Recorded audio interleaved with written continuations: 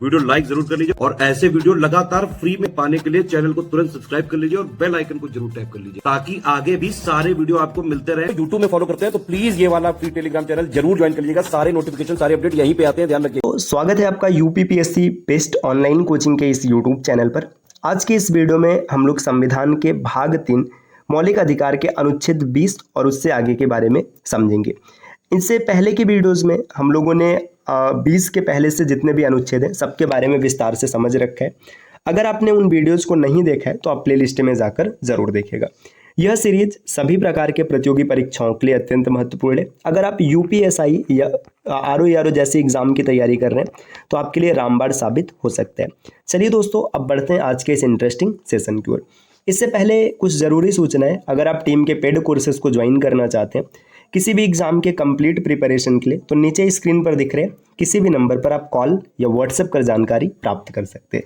अब हम लोग देखते हैं अनुच्छेद 20। देखिए अनुच्छेद 20 में क्या दिया गया, अपराध के लिए दोष सिद्धि से संरक्षण। देखिए अगर किसी ने अपराध किया है या फिर अपराध नहीं भी किया है, उसे पकड़ लिया गया है, अब वो दोष सिद्धि मतलब ये मान ले कि भाई हमने ये अपराध किया है, इससे संरक्षण है अनुच्छेद 20 में। मतलब पुलिस आपके ऊपर दबाव देकर या फिर कोई भी अधिकारी दबाव देकर ये नहीं स्वीकार करवा सकता है कि अपराध आपने किया है। देखिए 20 एक क्या कहता है, भूतलक्षी विधियों से संरक्षण, या इसी को कहते हैं कार्यत्तर विधियों से संरक्षण। भूतलक्षी या कार्यत्तर, इसका मतलब क्या, इसको एक एग्जाम्पल के माध्यम से समझते हैं तो ज़्यादा बेहतर समझ में आएगा। जैसे मान के चलिएगा कि आप यहाँ पर प्रेजेंट में या प्रेजेंट में वर्तमान में है, अब इसके पीछे यहाँ पर पास्ट है और ये आगे फ्यूचर है। देखिए ये फ्यूचर, तो अब जो वर्तमान में तो ये प्रेजेंट चल रहा है, अब इसके पीछे जब जाएंगे तो इसको भूतलक्षी या फिर कार्यत्तर कहेंगे, आगे आएंगे तो भविष्यलक्षी कहेंगे। अब ये बताया जा रहा है भूतलक्षी विधियों से संरक्षण। मान लीजिए कि अब पास्ट में कभी ऐसा रहा होगा किसी क्राइम के लिए, मान लीजिए एक हत्या लिख देते हैं, ठीक, मान लीजिए हत्या है, ठीक है, हत्या के लिए मतलब पीछे ऐसा सजा रहा होगा मृत्युदंड। ये मतलब अगर आपने हत्या किया तो आपको मृत्युदंड दिया जाएगा। बाद में क्या किया गया कि यहाँ आकर के इस नियम को चेंज कर दिया गया, यहाँ से आगे जो है नियम चेंज कर दिया गया। हत्या आपने यहाँ पर किया है तो ये पास्ट वाली सजा आपको नहीं मिलेगी। मतलब जब भी आपको सजा मिलेगी तो हमेशा प्रेजेंट देखा जाएगा कि प्रेजेंट स्टेटस क्या चल रहा है। ऐसा नहीं होगा कि जैसे मान के चलिए एक छोटा सा एग्जाम्पल है, इसको और अच्छे तरीके से समझिए। अभी वर्तमान में अगर आप बाइक चला रहे हैं, आप हेलमेट नहीं लगा रहे हैं, ठीक, हेलमेट नहीं लगाना, तो हेलमेट नहीं लगा रहे हैं, इसका जो चालान है मान लीजिए 5,000 रुपये आज के समय में। अब आज से मतलब कुछ साल पहले जाइए, मान लीजिए कि हम 20 साल पहले जाते हैं, तब तो 5,000 की रकम बहुत बड़ी होगी। वहाँ पे ये जुर्माना मान लीजिए 50 रुपये रहा होगा। तो अब क्या ऐसा है क्या कि आज हेलमेट ना लगाओ और फिर आपका चालान खाली 50 रुपये का हो, क्योंकि भाई ये तो भूतलक्षी हो गया ना। जो पीछे का कानून है उसके हिसाब से आपको सजा नहीं दिया जा सकता, यही चीज़ यहाँ पे बताया गया। तो भूतलक्षी विधियों से संरक्षण।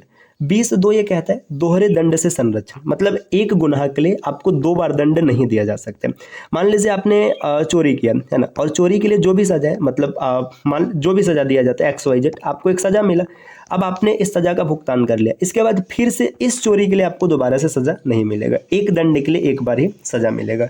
इसके बाद अनुच्छेद 20(3) क्या कहता है, आत्म अभिशंसन से संरक्षण। आत्म अभिशंसन का मतलब आप खुद के खिलाफ आपराधिक गवाही दीजिए। देखिए खुद के खिलाफ आपराधिक गवाही देने से संरक्षण, मतलब आप ऐसा नहीं कि खुद के खिलाफ आपराधिक गवाही देंगे कि नहीं मैंने ये किया है, अगर आपने नहीं किया तो ये आपको संरक्षण देगा। अनुच्छेद 20 में कुछ और यहाँ पे एक प्रमुख केस है, देखिएगा कर्नाटक बनाम सेल्वी केस 2010 का।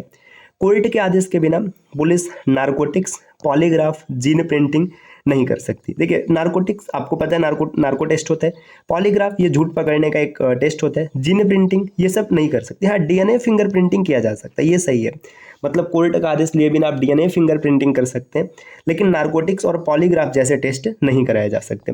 अब अनुच्छेद 21। अनुच्छेद 21 काफ़ी इंपॉर्टेंट है, प्राण और दैहिक स्वतंत्रता का अधिकार। ये एकमात्र ऐसा अनुच्छेद है जिसे कि आपातकाल के समय भी नष्ट नहीं किया जा सकता है। देखिए यहाँ पे बताया गया प्राण और दैहिक स्वतंत्रता का अधिकार। किसी व्यक्ति को उसके प्राण और दैहिक स्वतंत्रता से विधि द्वारा स्थापित प्रक्रिया से ही वंचित किया जा सकता है। इसका मतलब क्या है कि अगर किसी आदमी को प्राण और दैहिक स्वतंत्रता से वंचित करना है तो जो विधि द्वारा स्थापित प्रक्रिया है इसी से किया जा सकता है, अन्यथा सामान्य विधि से नहीं किया जा सकता। अब इसके अंतर्गत और क्या क्या आता है, देखिए गरिमामय जीवन, आपका जीवन गरिमा से भरा हो, सम्मान से भरा हो, अनुच्छेद 21 कहता है। स्वस्थ जीवन आपको मिले, ये भी 21 के तहत है। पर्यावरण मतलब शुद्ध हो, ऐसा आपको अच्छा पर्यावरण मिले।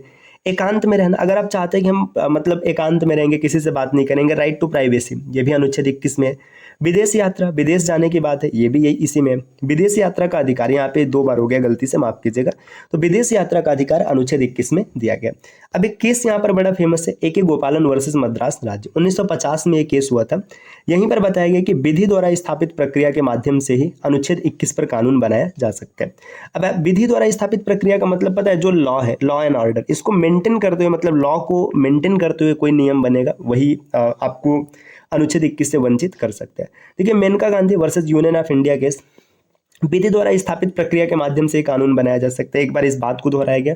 और विधि के सम्यक प्रक्रिया का सिद्धांत भी इसमें होना चाहिए। सम्यक प्रक्रिया का मतलब, जैसे अब ऐसे समझिए, आपने कोई कानून बनाया है ना, कानून सही होना चाहिए, ये भी पॉइंट सही है, और आपका जो प्रोसेस है ना, जो मतलब प्रक्रिया है, वो भी सही होना चाहिए, सिद्धांत भी सही होना चाहिए। इसको सरल भाषा में ऐसे समझिए, मान के चलिए आप मान लीजिए आप सब्जी बना रहे हैं, है ना, आप सब्जी तैयार कर रहे हैं। अब सब्जी बनाने के लिए आपने क्या किया कि आपने क्रम सही से फॉलो किया। पहले उसमें तेल डाला, फिर तेल के बाद आपने तड़का लगाया, तड़का के बाद आपने आलू डाला, जैसी भी प्रक्रिया है, आपका प्रोसेस सही है, ठीक है, मतलब ये हो गया कि प्रक्रिया सही है। लेकिन ये क्या कहता है कि सम्यक प्रक्रिया का सिद्धांत, मतलब सब्जी भी आपकी ठीक ठाक होनी चाहिए। ऐसा नहीं कि मतलब खाली आपने प्रक्रिया को फॉलो कर लिया और फिर स्थिति नहीं सही है। देखिए, यहाँ पे इसी चीज़ को विस्तार से समझाया गया है। अर्थात जो कानून है तार्किक एवं उचित होना चाहिए, मतलब प्रक्रिया भी सही होना चाहिए और कानून भी सही होना चाहिए, सम्यक न्याय का पालन होना चाहिए। विदेश जाने का अधिकार, ये मेनका गांधी के केस में ही मिला था। अब आगे यहाँ पर देखिए, अनुच्छेद 21 को आपातकाल के समय भी नष्ट नहीं किया जा सकता, हम लोगों ने पहले ही समझ रखा है। और भी यहाँ पे इंपॉर्टेंट पॉइंट है, राजगोपाल वर्सेस तमिलनाडु राज्य, एकांत में रहने का अधिकार यहाँ से मिला है। ये डायरेक्ट ना क्या होता है कि ऐसे जो इंपॉर्टेंट वाद है, ये सीधा सीधा पेपर में आ जाता है और मैचिंग में पूछ लेते हैं कि मैच करिए कौन किस में मिला है। चमेली सिंह वर्सेस यूपी राज्य, 1998 का केस है, शरण लेने का अधिकार, आप किसी के यहाँ भी शरण ले सकते हैं अगर वो आपको शरण देता है तब। Vijay Sharma versus Union of India, ये केस है, गर्भावस्था के दौरान लिंग परीक्षण, अनुच्छेद 21 का हनन है। मतलब जो लिंग परीक्षण किया जाता है, ये क्या है, ये अनुच्छेद 21 का हनन है, ये यहाँ से अवैध रखा गया है। अरोड़ा शानबाग वर्सेस भारत संघ, 2011 का केस है, निष्क्रिय इच्छा मृत्यु सही है। देखिए, अब यहाँ पे निष्क्रिय इच्छा मृत्यु, अब एक चीज़ समझिए, सबसे पहले एक चीज़ समझिए कि अनुच्छेद 21 बात करता है जीवन का, मतलब राइट टू लाइफ, मतलब जीवन का अधिकार है। लेकिन क्या इसमें मृत्यु का भी अधिकार है क्या? तो मृत्यु का अधिकार नहीं है, खाली जीवन की बात करता है, मृत्यु की बात नहीं करता है।